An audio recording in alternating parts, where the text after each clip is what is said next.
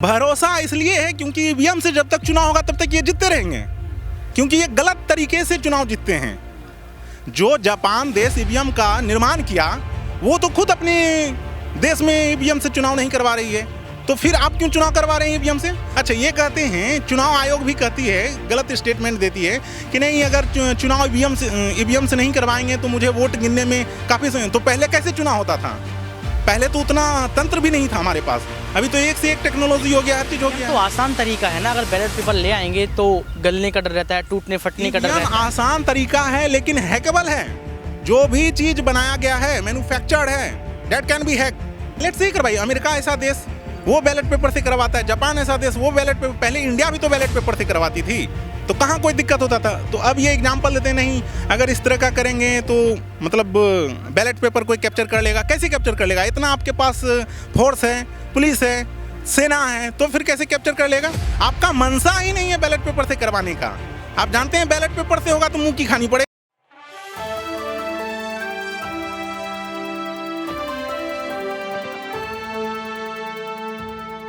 बीते दिन 15 अगस्त को आपने देखा कि देश के प्रधानमंत्री ने लाल किले से देश को संबोधित किया। लग रहा था कि देश के प्रधानमंत्री कुछ ऐसा कहेंगे जो सबके मन में बैठ जाएगा। मन में तो बैठा, लेकिन अंधभक्तों के, ये बात मैं नहीं कह रहा हूँ, ये बात तमाम अखबार कह रहे हैं। तमाम अखबारों की हेडलाइंस बोल रही हैं कि देश के प्रधानमंत्री नरेंद्र मोदी ने जो भी संबोधन किया वो एक चुनावी भाषण था।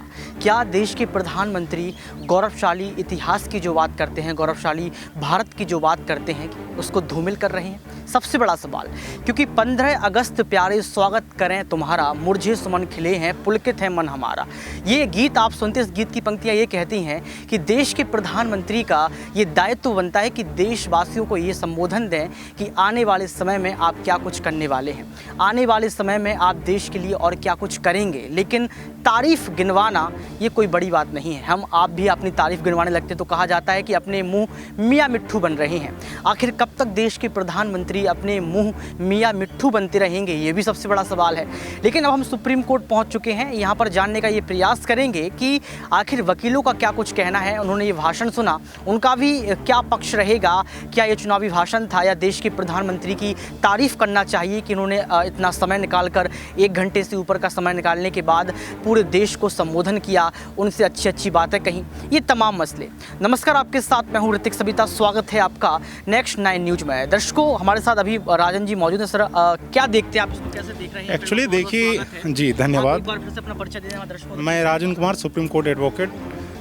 एक्चुअली कल जो भाषण 15 अगस्त के अवसर पे श्री नरेंद्र मोदी जी, हमारे देश के सबसे लोकप्रिय प्रधानमंत्री जो दे रहे थे, वो देश को संबोधन नहीं था, वो अपनी आप को बचाने के लिए 2024 में जो इलेक्शन होने वाला है उसमें वो अपने परफॉर्मेंस को सही रूप से करने के लिए जनता से एक प्रकार से निवेदन कर रहे थे कि आप जो है 2024 में मुझे ही चुने। क्योंकि उनके भाषण में देश को तो संबोधन दे नहीं रहे थे, वो बस अपना एजेंडा गिना रहे थे। जैसे हर भाषण में मोदी जी जो हैं अपना एजेंडा गिनाते रहते हैं, तो इसलिए जो प्रधानमंत्री का भाषण है, समर्थक तो यही कह रहे हैं कि देश के प्रधानमंत्री ने तो अच्छा किया, वो तो कहेंगे कि हमें जिताइए, हम तो लाल किले फिर से आना चाहते हैं।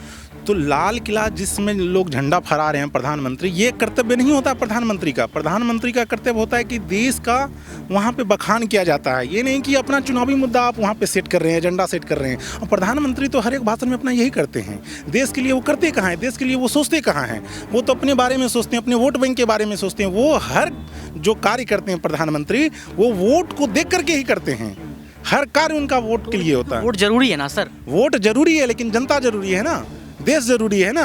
आप देश का ख्याति कीजिएगा ना, कि अपने लिए वोट मांगिएगा उसे। तो लाल किले से कि ये जो तीसरे थर्ड टर्म में जो है तीसरे नंबर की अर्थव्यवस्था भारत बन जाएगा, आप देख तो सकते हैं। तीसरे नंबर का अर्थव्यवस्था बन जाएगा और आप हर चीज़ बेच दें, रेल बेच दें, सेल बेच दें, सारे चीज़ बेच दें। एक तरह से तो प्रधानमंत्री क्या कार्य कर रहे हैं? कहीं भी बाहर जाते हैं तो वो एक तरह से होता है ना, ब्रोकर कहना, ये कार्य कर रहे हैं। मुझे कहने में शर्म आता है ये चीज़। जहाँ जाते हैं अडानी को लेते आते हैं वो। इसी वजह से तो संसद में भी उन पे विपक्षी लोग हमला कर रहे हैं। तो उस मुद्दे पे तो वो संसद में बोलते नहीं हैं। जो चीज़ उनको बोलना चाहिए प्रधानमंत्री को, वो बात प्रधानमंत्री जी हमारे नहीं बोलेंगे, और जो नहीं बोलना चाहिए वो चीज़ बोलेंगे। यही चीज़ करते हैं प्रधानमंत्री। जैसे उनको मणिपुर पे बोलना चाहिए संसद में, तो एक भी शब्द नहीं बोलेंगे मणिपुर के बारे में। 2 मिनट तो बोला था। 2 मिनट बोलने से क्या हो जाएगा? कितना बड़ा मुद्दा है। औरतों का नंगा घुमाया जा रहा है, वैसे इंसान को तो फांसी का सजा देना चाहिए और आप कुछ भी नहीं बोलते हैं उस पर, आप विपक्षी पे ही हमला। अभी का समय ये हो गया है कि मीडिया वाले भी जो हैं, गोदी मीडिया वाले, तो वो क्या करते हैं, पक्ष से सवाल ना करते हुए विपक्ष से सवाल करते हैं। मतलब हर चीज उल्टा चल रहा है देश में, ये क्या हो गया है? इस चीज को बदलना होगा और साथ ही साथ जनता को भी जागना होगा। हर एक मुद्दा जो प्रधानमंत्री उठाते हैं उस पर सभी जनता का नजर होना चाहिए। 2 टर्म तो दिए, ठीक है, अब तीसरा टर्म क्यों देंगे? पहले गैस का दाम 450 रुपया थे, अब कितना हो गया? 1200 रुपया हो गया। क्या इसलिए नरेंद्र मोदी को वोट देंगे? पहले देश का स्थिति क्या था? हिंदू मुस्लिम नहीं होता था, अभी देखिए कितना कॉम्युनलिज्म हो गया, मतलब कॉम्युनल वायलेशन कितना फैल गया है ये सब। अभी नूह का ही घटना देख लीजिए, इसी सब का परिणाम है ना।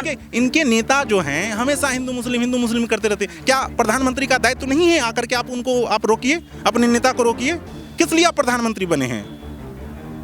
आपको तो एक क्रिकेटर का उंगली में चोट लग जाता है तो उससे आपको दर्द होने लगता है, यहाँ तो जनता के दिल में दर्द लगा है, तो क्या प्रधानमंत्री को नहीं बोलना चाहिए इस पे? प्रधानमंत्री को तो पूरा भरोसा है कि वही जीत कर आएंगे। आपको लगता नहीं है? कल भी ऐलान कर चुके, संसद में कह चुके 2 बार। कल उन्होंने ये कहा कि 15 अगस्त को फिर से देखना आपकी, अब नरेंद्र मोदी जी आएंगे। भरोसा इसलिए है क्योंकि ईवीएम से जब तक चुनाव होगा तब तक ये जीतते रहेंगे, क्योंकि ये गलत तरीके से चुनाव जीतते हैं। जो जापान देश ईवीएम का निर्माण किया वो तो खुद अपने देश में ईवीएम से चुनाव नहीं करवा रही है, तो फिर आप क्यों चुनाव करवा रहे हैं ईवीएम से?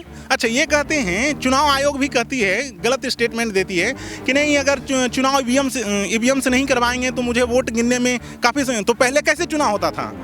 पहले तो उतना तंत्र भी नहीं था हमारे पास, अभी तो एक से एक टेक्नोलॉजी हो गया, हर चीज़ हो गया। तो आसान तरीका है ना, अगर बैलेट पेपर ले आएंगे तो गलने का डर रहता है, टूटने फटने का डर रहता है। आसान तरीका है लेकिन हैकेबल है। जो भी चीज़ बनाया गया है मैन्युफैक्चर्ड है, दैट कैन बी हैक। अगर आपका एक घड़ी भी है वो भी हैकेबल है। तो इसलिए जब तक ईवीएम से होगा ये गलत सलत करके ये चुनाव जीतते रहेंगे। तो ईवीएम की अगर आप चर्चा कर रहे हैं तो विकल्प क्या है ईवीएम के अलावा? विकल्प जो पहले सिस्टम था, बैलेट पेपर से करवाओ चुनाव। बैलेट पेपर तभी तो बंद किएगा जब ईवीएम आया, तो अब कह रहा कि आरवीएम आएगा, कुछ नया वर्जन लेकर आएंगे, लेकिन आप तो बंद ही करने की बात कर रहे हैं। नहीं, लाइए, आप बैलेट से ही करवाइए। अमेरिका ऐसा देश वो बैलेट पेपर से करवाता है, जापान ऐसा देश वो बैलेट पेपर, पहले इंडिया भी तो बैलेट पेपर से करवाती थी, तो कहाँ कोई दिक्कत होता था? तो अब ये एग्जाम्पल देते नहीं, अगर इस तरह का करेंगे तो मतलब बैलेट पेपर कोई कैप्चर कर लेगा। कैसे कैप्चर कर लेगा? इतना आपके पास फोर्स है, पुलिस है, सेना है, तो फिर कैसे कैप्चर कर लेगा? आपका मंशा ही नहीं है बैलेट पेपर से करवाने का। आप जानते हैं बैलेट पेपर से होगा तो मुंह की खानी पड़ेगी। इसलिए चुनाव आयोग को भी अभी देखिए, ये कानून बनाए, चुनाव चीफ जस्टिस ऑफ इंडिया एक निर्देश दिए कि नहीं अब चुनाव आयोग के सिलेक्शन में जो है चीफ जस्टिस ऑफ इंडिया भी रहेगा। तो इस पे अब ये सुनने में आ रहा है कि प्रधानमंत्री जो है पिछले दरवाजा से कानून ही बना रहे हैं जिसमें इनको हटा देंगे। वो अपने तरीके के आदमी को सिलेक्ट करेंगे, प्रधानमंत्री ही सिलेक्ट करेगा चुनाव आयोग की कमेटी में, मतलब जो सिलेक्शन कमेटी होगा उसका, उसमें प्रधानमंत्री ही सिलेक्ट करेंगे। तो क्या ये सही आदमी को सिलेक्ट करेंगे? अभी देखिए, ईडी का डायरेक्टर, 1 पद हुआ, 2 पद हुआ, मतलब 2 टर्म हुआ, 3 टर्म, इससे क्या मतलब है? आप नए को दीजिए। क्या आपके पास अफसर का कमी हो गया है पूरे देश में? आप एक ही आदमी को बना रहे हैं, इसलिए बना रहे हैं क्योंकि उनका गलत बात मानता है वो, और अगर दूसरा अफसर आ जाएगा तो वो गलत बात मानेगा ही नहीं प्रधानमंत्री का। इस वजह से 8 महीने का वक्त रह गया है, चुनाव नज़दीक हैं, लगातार आप कह रहे हैं कि इसको हटाने की बात की जा रही है, उसको जोड़ने की बात की जा रही है। क्या आपको लगता है कि जनता देश के प्रधानमंत्री को चुनेगी? क्योंकि अमित शाह, तमाम जो नेता, उनका यही कहना है कि कुछ भी हो जाए आपकी बार फिर से भाजपा की सरकार। देखिए, जनता चुनती नहीं है, कुछ जनता है मैनिपुलेट करते हैं ये लोग। जब चुनाव का समय आएगा तो कभी कुछ घटना करवा देंगे, कभी कुछ घटना करवा देंगे, ये मुद्दे को मोड़ते हैं। मीडिया वाला भी जो है, इनका जो समर्थक मीडिया वाला है, गोदी मीडिया, वो चुनाव के मुद्दे को भटका देती है और उसमें कुछ चुनाव आयोग भी साथ देते हैं। पिछले चुनाव में आप कभी देखे हैं कि कोई भी प्रधानमंत्री अपने नाम से टीवी चैनल खोल लिया हो? उसका मैंने खुद कंप्लेन किया था सुनील अरोड़ा को, मुख्य चुनाव आयुक्त को। वो बोलते हैं लिखित में आप हमको लिख के दीजिए। अरे लिखित में क्या देंगे? आप नंबर क्यों चालू करते हैं? प्रधानमंत्री पे आप कार्रवाई करो। इसलिए तो सीजीआई ने बोला ना कि मैं भी कमेटी में रहूंगा। कैसा चुनाव आयोग मतलब सिलेक्ट आप करते हैं चुनाव आयुक्त? तो इनको तो हटाने का बात कर रहे हैं। आपका ये कहने का मतलब है कि चुनाव आयोग जो है या चुनाव आयुक्त तो जो है वो दबाव में है। चुनाव का नियम होता है कि 6 बजे के बाद आप प्रचार नहीं कर सकते हैं, और नमो टीवी 24 घंटा प्रधानमंत्री का बखान कर रहा है। क्यों नहीं आप कार्रवाई उस पर करते हैं चुनाव आयोग? ये तो गलत है ना। आप एक को छूट दे रहे हैं, 24 घंटा प्रचार करते रहिए। दूसरी चीज, चैनल का उसका लाइसेंस किसने दे दिया? और एक चैनल जो है मतलब ऐसा सिस्टम से चलाया गया था उसका, जैसे सीरियल के स्लॉट पे एक चैनल, मतलब उसी चैनल को फिर न्यूज़ चैनल के स्लॉट पे एक में लगा दिया उसको। ये क्या सिस्टम है? मतलब आप तो पूरे तंत्र को कैप्चर कर लिए हैं, तो कार्रवाई नहीं होनी चाहिए प्रधानमंत्री पे? हर एक जो तंत्र की आप बात कर, सब दबाव में है, हाँ, सब दबाव तानाशाही। में है, एकदम दबाव में है।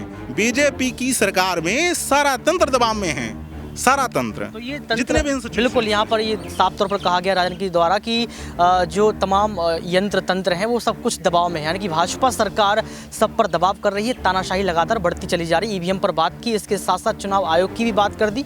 ये थे हमारे साथ राज।